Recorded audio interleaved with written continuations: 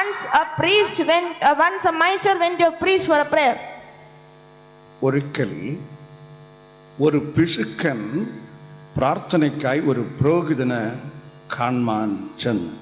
He had hoarded lands and bank balance. ആ പിശുക്കന് കണക്കിലടങ്ങ ഭൂസ്വത്തും bank ബാലൻസും ഉണ്ടായിരുന്നു. The priest gave him a pin and asked him to return it to him in heaven. പുരോഹിതൻ പിശുക്കന്റെ കയ്യിൽ ഒരു മുട്ടുസൂചിയെ നൽകിയിട്ട് പറഞ്ഞു, സ്നേഹിത, ഇതിന് നാം സ്വർഗത്തിൽ കാണുമ്പോൾ മടക്കി ഏൽപ്പിക്കണം എന്ന് പറഞ്ഞു. The miser became so confused. പിശുക്കന് ഇത് വലിയ ആശയക്കുഴപ്പത്തിലായി. He told the priest that he cannot return the pin to him in heaven. പിശുക്കൻ പുരോഹിതനോട് പറഞ്ഞു, അയ്യോ, ഇത് മുട്ടുസൂചി സ്വർഗത്തിൽ അനുവദിക്കുകയില്ലല്ലോ, അത് എങ്ങനെ ഞാൻ മടക്കി തരും? Then the priest answered, ആ പിശുക്കന് പുരോഹിതൻ മറുപടി നൽകി, if you cannot even bring a pin to heaven, then why are you hoarding so much?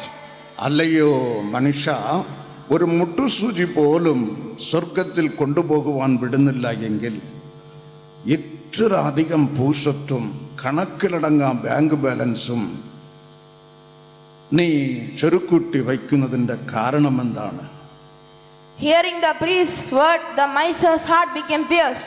പുരോഹിതന്റെ വാക്കുകൾ കേട്ടപ്പോൾ ആ വാക്കുകൾ പിശുക്കന്റെ ഹൃദയത്തെ തുളയ്ക്കുകയായിരുന്നു.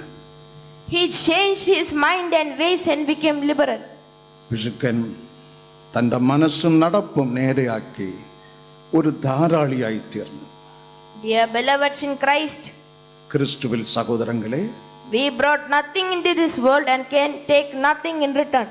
ഭൂമിയിൽ നാം വരുമ്പോൾ ഒന്നും കൊണ്ടുവന്നിട്ടില്ല, പോകുമ്പോൾ മടക്കി ഒന്നും കൊണ്ടുപോകുന്നതും ഇല്ല. Therefore let us be spendthrifts to God. ആകയാൽ ദൈവ വിഷയത്തിൽ എല്ലാ ആളുകളും ധാരാളിയായിരിപ്പിൻ. Only one thing we can take with us to heaven. ഒരു ഒറ്റ കാര്യം മാത്രം, നാം മരിച്ചു അതിനുശേഷം സ്വർഗത്തിൽ പോകുമ്പോൾ നമ്മോടൊപ്പം വരുന്നത് ഒരു ഒറ്റ കാര്യം മാത്രം. That is the labor for Christ we did during our life. അതാണ് നാം ഇവിടെ ജീവിച്ചിരിക്കുമ്പോൾ ക്രിസ്തുവിന് വേണ്ടി നാം ചെയ്ത പ്രയത്നം മരിച്ചാലും നമ്മോടൊപ്പം പിന്തുടർന്നു വരും.